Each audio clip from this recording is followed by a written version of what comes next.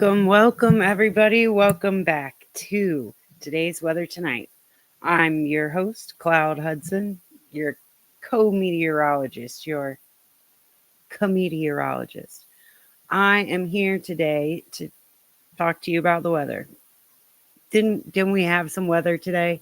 Did anybody notice anyone having weather? Anyone notice that there was a weather out this evening?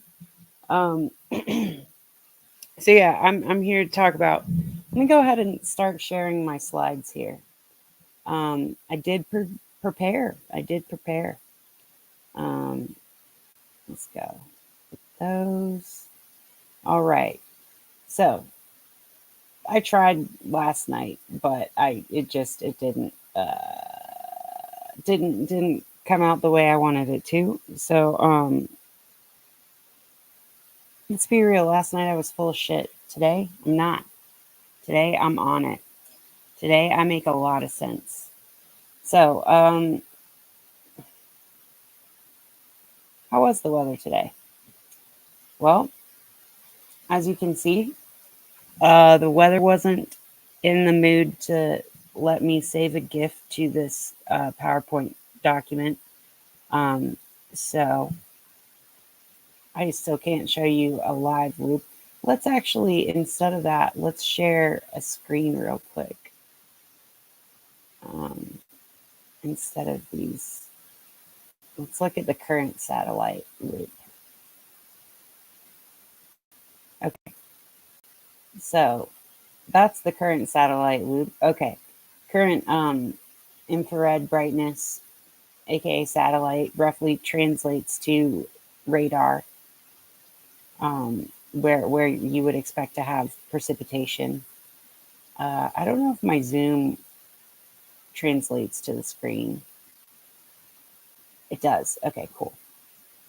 My zoom, we're here in the mountains of western North Carolina, kind of roughly-ish. That's the storm blowing right over my house saying, do your video today.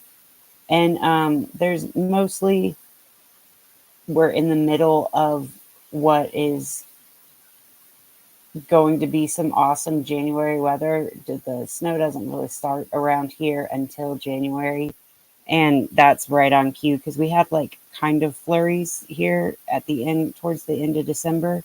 And, like barely flurried that, like as we're in Christmas tide. And fun fact, it used to be Christmas from Christmas Day to Epiphany, which was called Mountain Christmas or Old Christmas. We still celebrate that here. I still have on my Christmas socks. So, and my hair is still Christmas green. Anyway, speaking of Christmas, look at all the red and green on that infrared satellite report. Let me go to my favorite type of plot, which is the RGB moisture content, water vapor.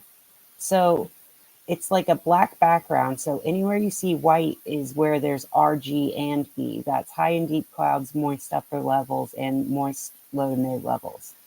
And that's my favorite part of this, is because I'm such a color thinker that it just makes sense that, like, you can see, for example, here in Texas, like we're going from moist upper levels here to a pretty dark moist, like it goes greenish here, and then it doesn't go fully black. It goes black and blue, which means there's only moist low to mid levels. So that means that these high to deep clouds, where the red comes in as like these two, you see these two perfect little spirals. That is like the air dipping down, scraping up, and going like like a like that smoke trick where people would vape onto the table and go. You can spin, you can like dive down, spin up, and get those low to mid level moisture up to the upper. Anyway, I think that this is a really nifty way of seeing vertical motion in a color gradient analog. Um, so it's my favorite way to visualize what's happening. And basically, what's happening, my other favorite thing to visualize what's happening is to go to forecast models here and upper dynamics. I like to watch the potential vorticity. And yeah, we can look at it. Let's look at the analysis of what happened today. So we had somewhat of a trough sweep through yesterday and today, and that resulted in kind of some zonal flow uh, uh, across much of the country.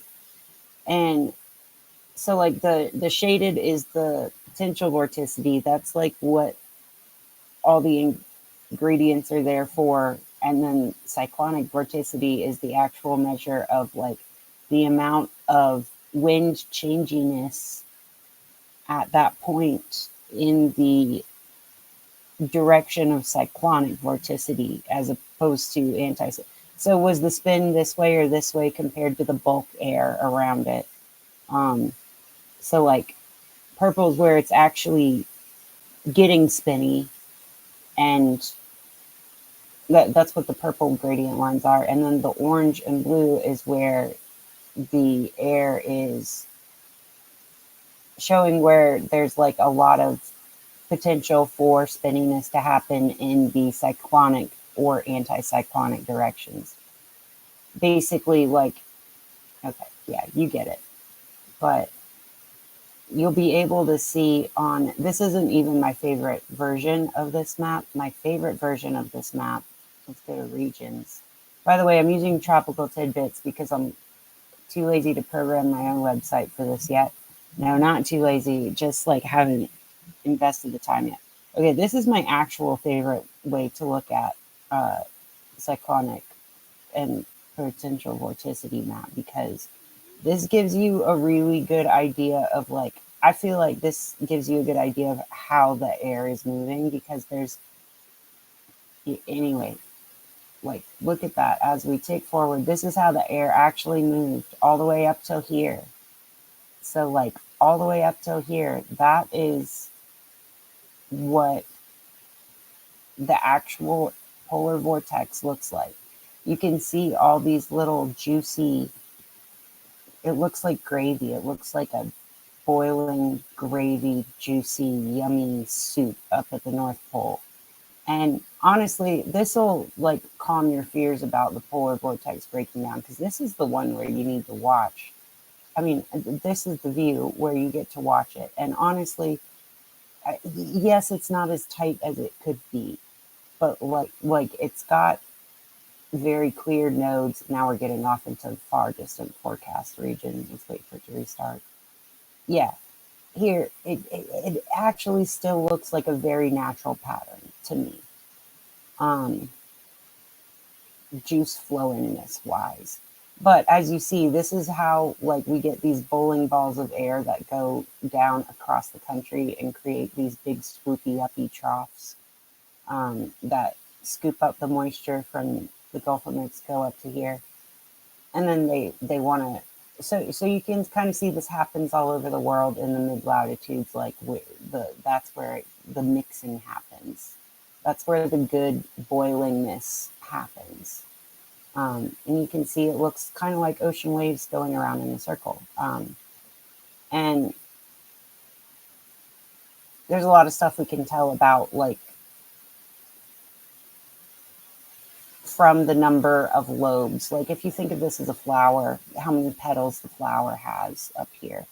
But I'm done sharing this part. I'm going to go back to the slides. We're going back to the slides.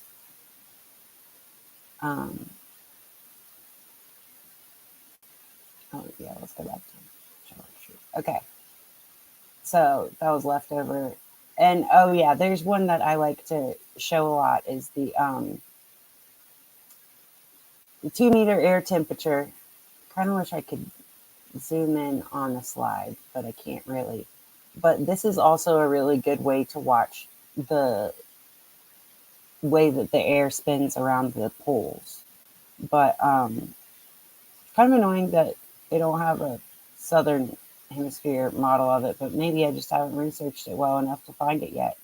But as you can see, like, it's kind of quiet for winter time.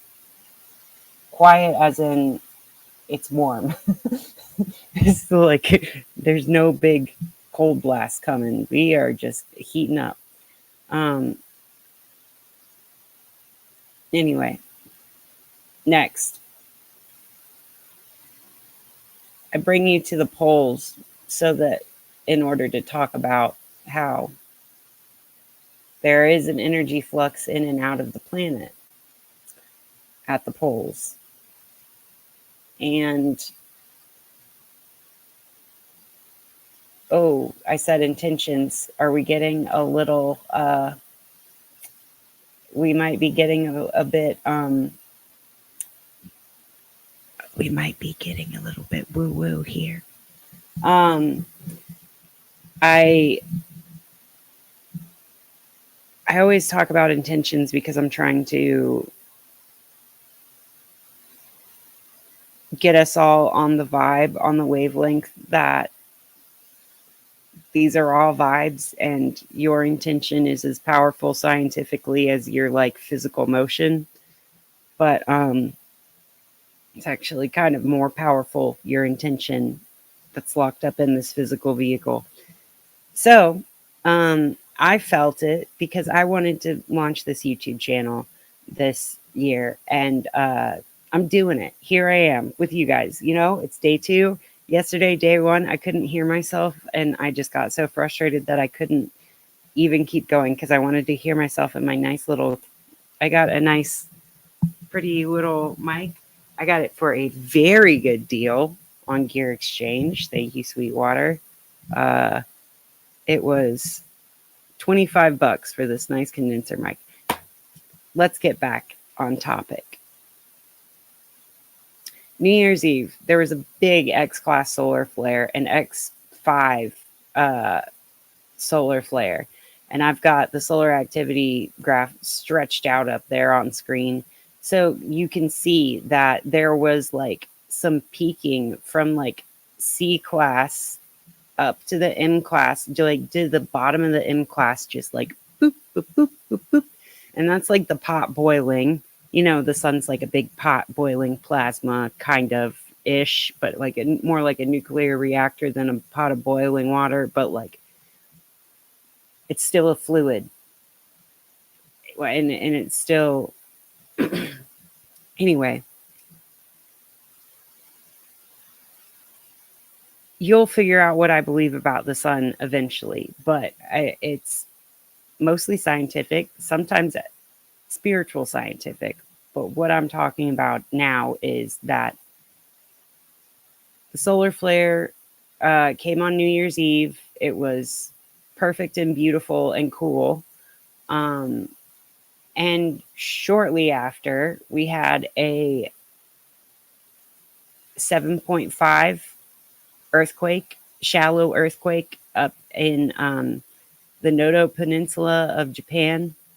And that was pretty notable. Okay. I said I was gonna do. I'm not just gonna do dad jokes, but like I mean, look at me. Come on, look at me. Look at me. I look like a dad. I'm wearing black knee socks and I'm wearing black knee socks and boxers and a wolf shirt and a Wrangler shirt. I'm in these glasses and this hair. Come on. I'm dad. I'm not daddy. I'm dad. Okay. Okay, dad. Back on topic. Dad just talks a little too long sometimes. Okay. Got the solar flare that came in. I think there's going to be more because there's a lot more activity. I will be putting better slides in here once I figure out how to insert GIFs into my slide import presentation to TalkStream. So if you guys are just like spying on me because you're like, who's this new person streaming talking about stuff, drop a comment, drop a like, drop a comment, subscribe, so that I can talk to somebody, really anybody, about my setup and how to do this and how to believe in yourself, because I have full faith that this will succeed. But that doesn't mean that I'm taking no help. I look forward to the ways the universe is going to show me how to make this channel blossom. Anyway, getting on topic would probably help. So with that, let's get back on topic. X-class solar flare came in. We're having a wild time with it. I feel like everybody feels energized. I feel energized. I feel like there's been this collective anxiety about 2024, and it's here. Like, we don't need to be worried about it. Like, anxiety is something you experience before and after something, not in the moment. And if your moment is anxiety, then you're not there. And anyway, that brings me to, what do I think the sun really is? I think the sun is a nexus of the sum of the gravitational effects of the planets and the sun's gravity itself. So,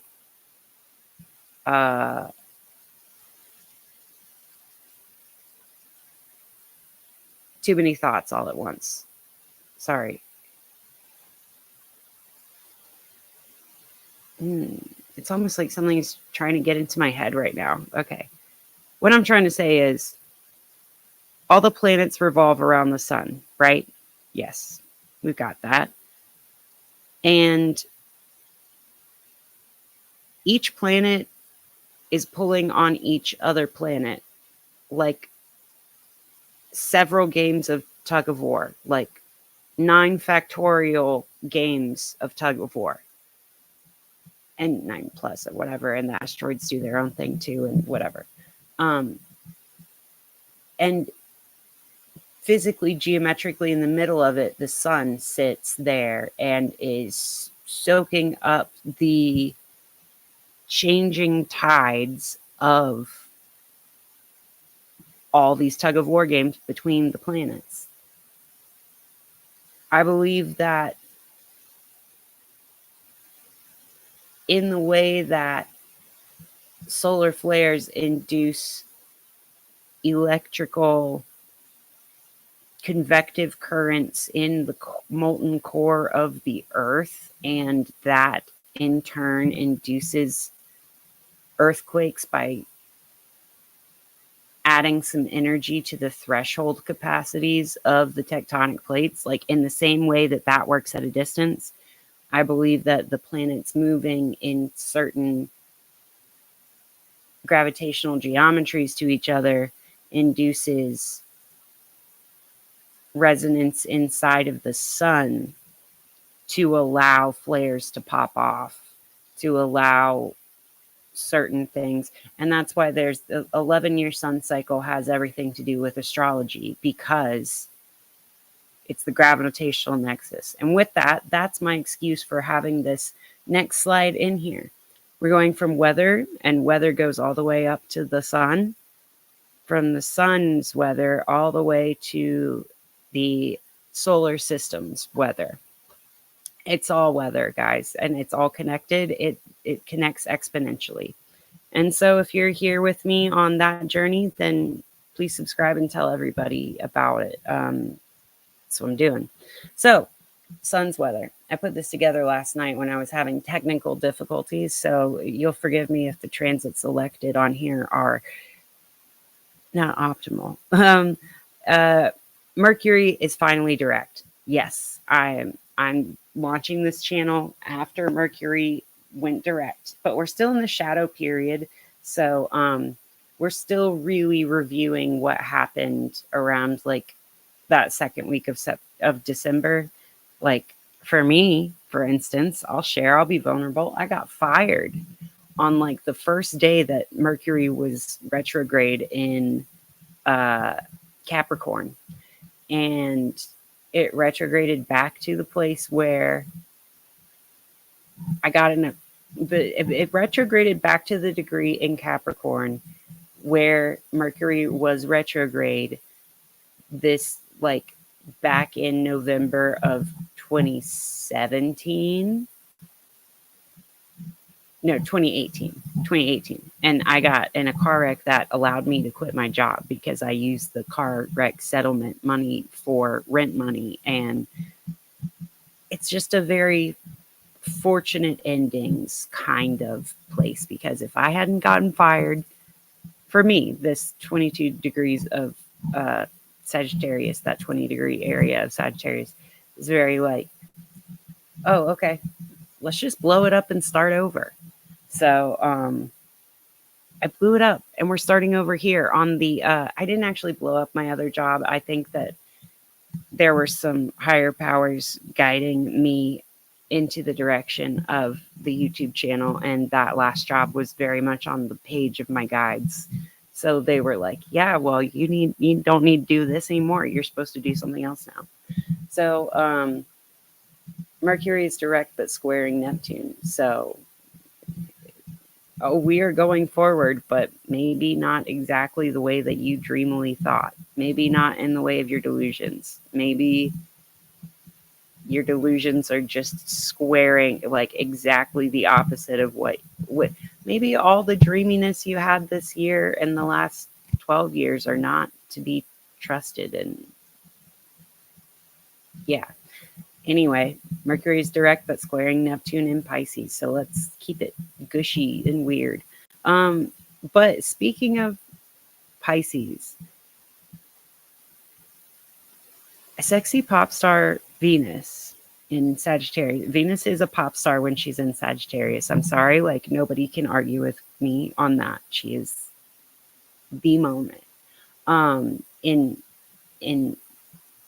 Sagittarius, and I'm an Aries Venus. Like I want to argue all day that no, but it's the mutable fire who knows how to light fire on every single person in a crowd of millions. Like that's got to be Sagittarius.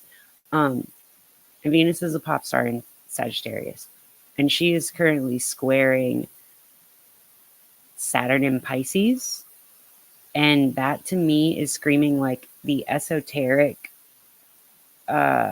almost cultural appropriation, but really like the esoteric pop star, like the doing Kabbalah, the doing the Buddhism, doing very loudly and in front of people, like the Goop, the Gwyneth Paltrow, like waking up to something that was forgotten, but like only because you did so much ease in your life that you went back to the start of trying to find hard. Like I really getting major rebrand energy was what I said when I wrote this. And I think I mean by that, I don't see us doing resolutions. I see us doing rebrands. I see us doing, as we're in the midst of winter, in the depths of winter, where we're like coming out to the turning point. I see us like really,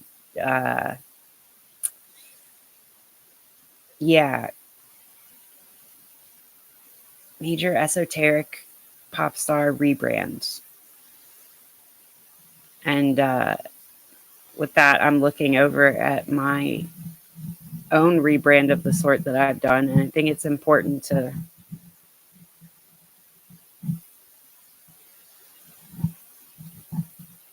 keep some things said and some things unsaid. And with that, Jupiter is direct in Taurus again, finally. And I would say it is beckoning Mars and Mercury in Sagittarius to come back to earthy Capricorn, because you can tell there's like tension between. Okay, Pluto is still in Capricorn for a little bit longer. So I feel like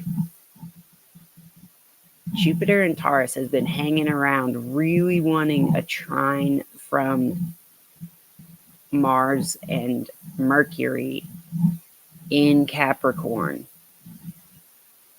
in order to like almost spook Pluto out of Capricorn. I'm seeing it as like Jupiter and Taurus is like whispering across at Mars and Mercury in Sagittarius, like, hey, you guys, do you want to go pull a prank on Pluto while he's still in Capricorn? He's about to be in Aquarius for like 20 years. Let's make sure he remembers why he left Capricorn, because it's got to be hard going from the end of a sign where you just absolutely crushed and dominated to like one where, oh shit, oh, we're not gonna be in sextile to my ruler of Scorpio, we're gonna be squaring, and maybe this Saturn shit isn't as fun as I thought it would be. And anyway, I really do feel like all those planets behind Pluto are coming to like kick him out of Capricorn. Like, get the fuck out, dude. We are done with your bullshit. And with that, it's going to be time to be in the digital age. Did we get all of our knowledge from Capricorn? Did we get all of our books? Did we hoard all the books and knowledge and wealth and tools that we wanted to? Did we get our home in order? No? Oh well. Okay. Next, I am going to close us out, I believe. Yeah. I'm going to close us out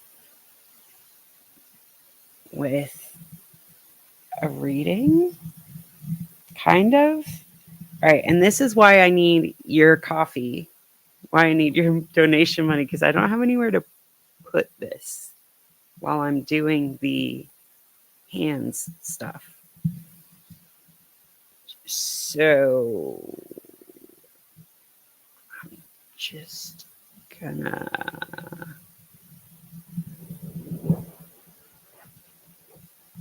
put it between my legs.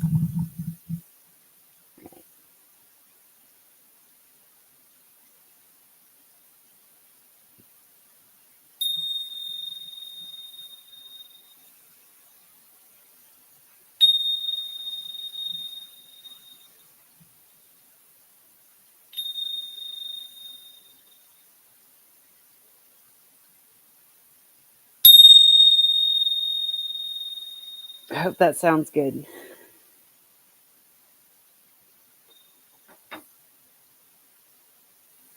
We didn't light a incense for this.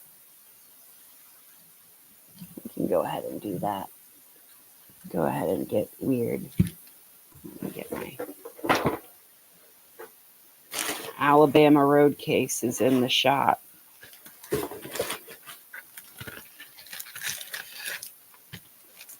And so is my grimoire. It's where all my recipes are.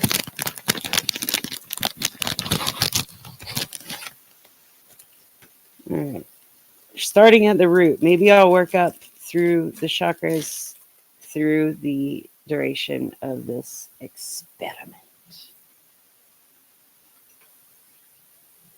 Right. Oh, and you'll get to learn. Y'all are going to get to know me. It's going to be so sweet and fun. This is my favorite little doodad.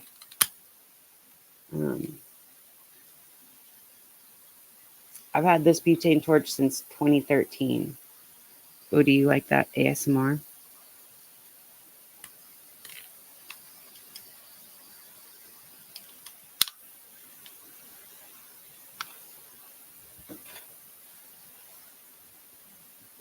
This is my holder.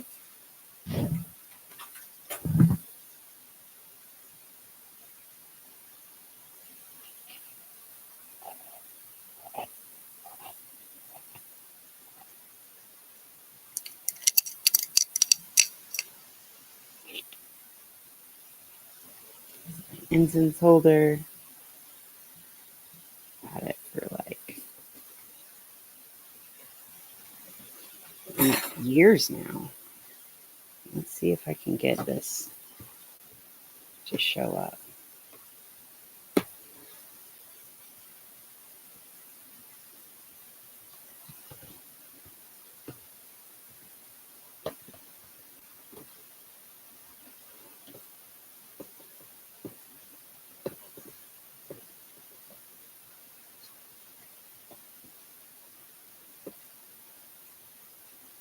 Yeah, that'll do.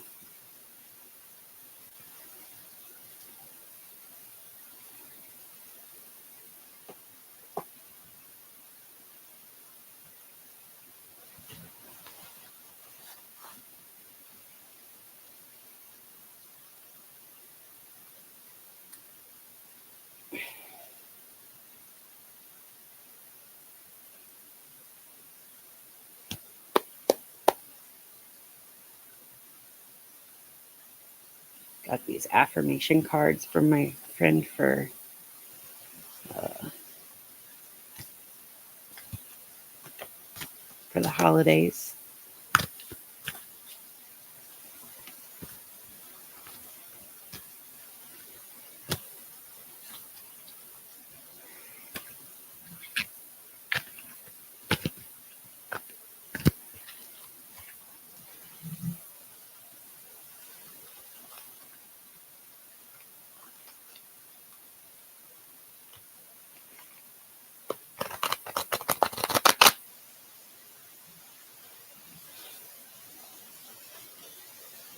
All right.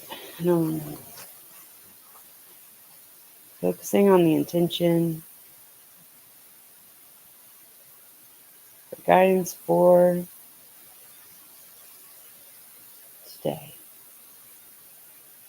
Everything that today is.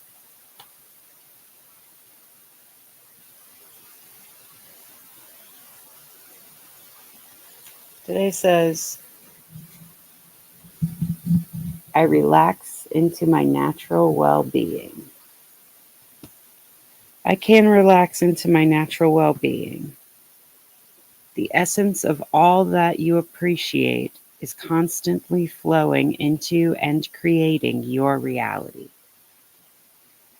As you appreciate, your state of appreciation opens more channels that allow you more for which to feel appreciation.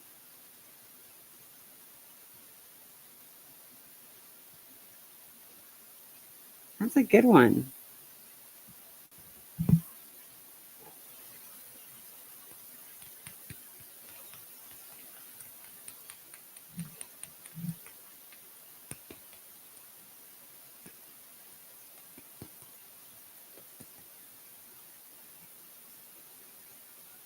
The essence of all that you appreciate is constantly flowing into and creating your reality. As you appreciate, your state of appreciation opens more channels that allow you more for which to feel appreciation. I think that's pretty good.